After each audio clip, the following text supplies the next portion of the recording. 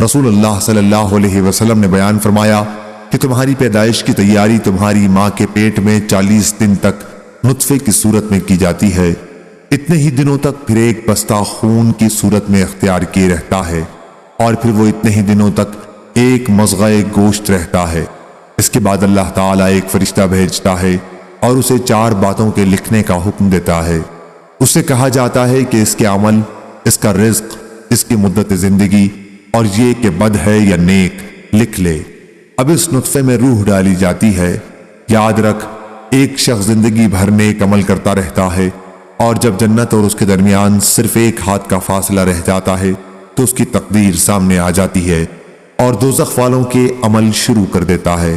اسی طرح ایک شخص زندگی بھر برے کام کرتا رہتا ہے، اور جب دوزخ اور اس کے درمیان صرف ایک ہاتھ کا فاصلہ رہ جاتا ہے تو اس کی تقدیر غالب آ جاتی ہے اور جنت والوں کے کام شروع کر دیتا ہے۔ صحیح بخاری حدیث نمبر 3208۔ نبی کریم صلی اللہ علیہ وسلم نے فرمایا کہ خیرات کو مت روک، ورنہ تیرا رزق بھی روک دیا جائے گا۔ ہم سے عثمان بن ابی شیبہ نے بیان کیا اور ان سے عبدہ نے یہی حدیث روایت کی کہ گننے نہ لگ جانا، ورنہ پھر اللہ بھی تجھے گن گن کر ہی دے گا۔ رسول اللہ صلی اللہ علیہ وسلم نے فرمایا، جو شخص یہ چاہتا ہو کہ اس پر اس کا رزق کشادہ کیا جائے یا اس کے چھوڑے ہوئے کو مؤخر کیا جائے، یعنی خود اس کی اور اس کے چھوڑی ہوئی اشیاء، اعمال اور اولاد کی عمر لمبی ہو، وہ صلہ رحمی کرے۔ حضرت ثوبان رضی اللہ تعالیٰ عنہ سے روایت ہے، رسول اللہ صلی اللہ علیہ وسلم نے فرمایا، صرف نیکی عمر میں اضافہ کرتی ہے اور صرف دعا ہی تقدیر کو پلٹتی ہے، اور انسان بعض اوقات ایک گناہ کرتا ہے اور اس کی وجہ سے رزق سے محروم ہو جاتا ہے۔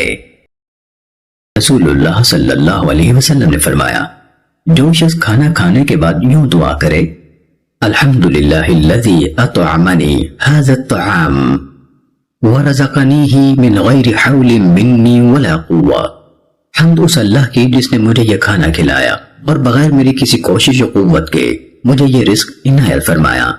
تو اس کے اگلے اور پچھلے سب گناہ بخش دیے جاتے ہیں۔ فرمایا، اور جو کوئی کپڑا پہنے پھر یہ دعا کرے، الحمدللہ الذی کسانی ھذا الثوب ورزقنیہ من غیر حول منی ولا قوہ، حمد اس اللہ کی جس نے مجھے یہ کپڑا پہنایا اور بغیر میری کسی کوشش اور قوت کے مجھے یہ عنایت فرمایا،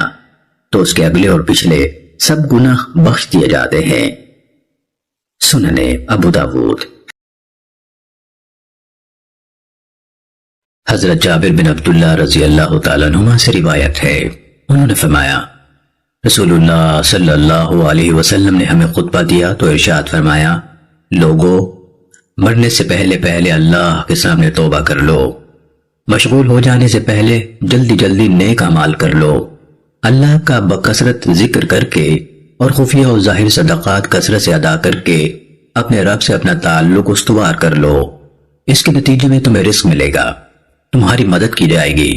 اور تمہارا حال ٹھیک ہو جائے گا۔ جان لو،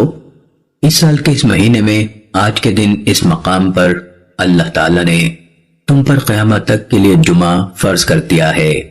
جو شخص عادل یا ظالم حکمران کی موجودگی میں